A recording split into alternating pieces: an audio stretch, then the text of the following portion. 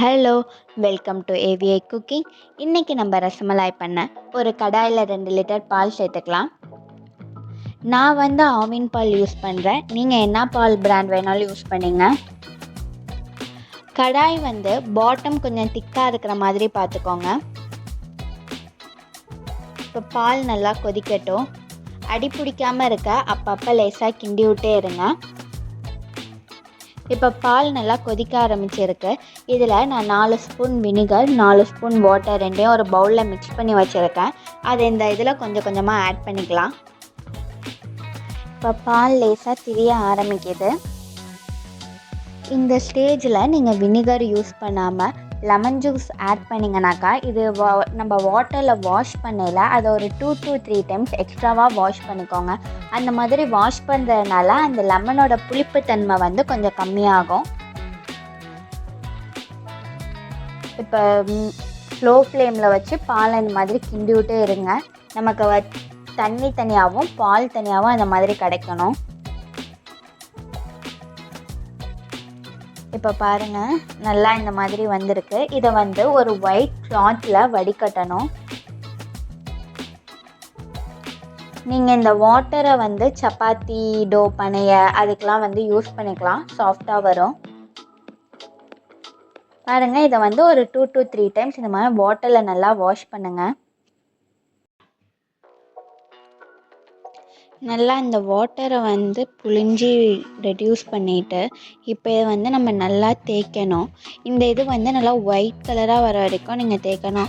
எனக்கு ஒரு 15 to 20 minutes ஆனது. எவ்வளோ நல்லா தேய்க்கிறோமோ அவ்வளோ சாஃப்டாக வரும் அந்த டிக்கி. பாருங்கள், அந்த பாமால் நல்லா தேய்ச்சிட்டே இருங்க.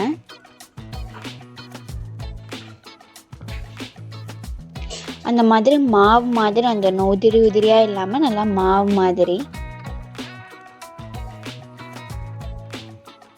இப்போ லைட்டாக அந்த கலர்லாம் ரெடியூஸ் ஆகி ஒயிட் கலரில் வர ஆரம்பிக்குது. இந்த மாதிரி நல்லா தேய்ச்சிக்கோங்க. இது ஒயிட் கலரில் வர்றதான் கரெக்டான இது. அப்போ தான் கொஞ்சம் நல்லாவே சாஃப்டாக வரும்.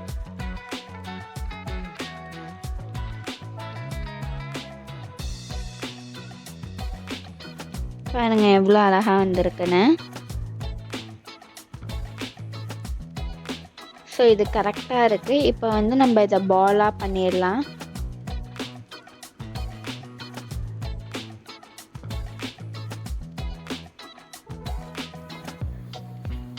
இதை சின்ன சின்ன பாலாக கொஞ்சம் குண்டாக திக்காக இது பண்ணிக்கோங்க. சம்டைம்ஸ் மெலிசாக இது பண்ணோன்னாக்கா அது ஹார்டாக ஆகிறதுக்கும் சான்சஸ் இருக்குது. நல்லா பாருங்கள், கொஞ்சம் குட்டியாக இது பண்ணுங்க. ஏன்னா வேக வைக்கையில் நமக்கு இது டபுளாக மாறும்.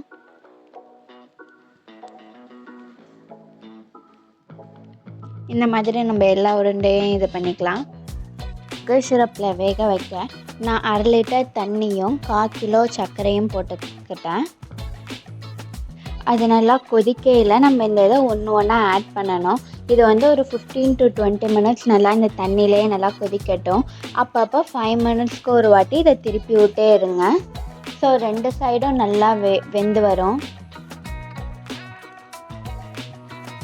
இப்போ நான் எல்லாத்தையும் இது பண்ணிவிட்டு இப்போ ஒரு 5 மினிட்ஸ் ஆகிருக்கு. நான் இதை திருப்பி விட்றேன். உடையாமல் இந்த மாதிரி 1 by 1 திருப்பி விட்டுருங்க.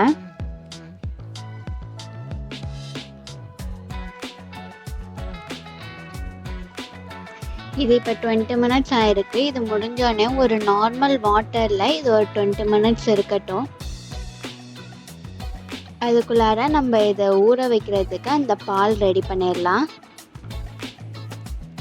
இது இந்த மாதிரி நார்மல் வாட்டரில் ஆட் பண்ணிக்கோங்க. இது இப்படியே இருக்கட்டும் ஒரு 20 மினிட்ஸ்க்கு.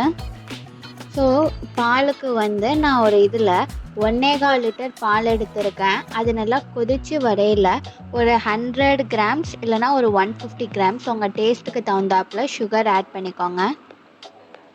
இப்போ பாருங்கள், நல்லா கொதிக்குது. கலருக்காக நான் குங்குமப்பூ போட்டிருக்கேன். குங்குமப்பூவே நல்லா கலர் தந்திருக்கு. இந்த ஸ்டேஜில் உங்களுக்கு வேணுனாக்கா நீங்கள் பாதாம் பிஸ்தா வந்து நல்லா சாப் பண்ணி ஆட் பண்ணிக்கலாம். இப்போ 20 மினிட்ஸ் ஆகிட்டு இதை நல்லா ப்ரெஸ் பண்ணாக்கா இந்த வாட்டர் எல்லாமே வெளில வந்துட்டு நம்ம இதை ஊற வைக்கல அந்த மில்கை வந்து இது நல்லா அப்சர்வ் பண்ணிக்கும். நீங்கள் பால் காய்ச்சையில் நம்ம இப்போ 1.25 லிட்டர் எடுத்துருக்கோன்னா ஒரு 1/2 லிட்டர் வர வரைக்கும் நல்லா காய்ச்சிக்கோங்க. அந்த மாதிரி காய்ச்சிட்டு ஆட் பண்ணிக்கோங்க. இப்போ இந்த இதை வந்து நீங்கள் அந்த இதை ஊற வச்சுட்டு அந்த பாலில் வந்து ஊற வச்சுட்டு அது ரூம் டெம்பரேச்சர் வந்தோடனே ஃப்ரிட்ஜில் வந்து ஒரு 8 ஹவர்ஸ் வரைக்கும் ரெஸ்ட் பண்ணிக்கோங்க. அதுக்கப்புறமா சில்லுன்னு சர்வ் பண்ணுங்கள். இந்த சென்னா வந்து சாஃப்டாக வரணுன்னா நீங்கள் அது நல்லா அந்த ஒயிட்டாக வர வரைக்கும் நல்லா மாவு மாதிரி இது பண்ணி நீங்கள் ஆட் பண்ணிங்கனாக்கா அந்த சென்னா சாஃப்டாக வரும். ஸோ இந்த டெலிஷியஸான ஃபுட்டை உங்கள் ஃபேமிலியோடு சர்வ் பண்ணி என்ஜாய் பண்ணுங்கள். தேங்க்யூ.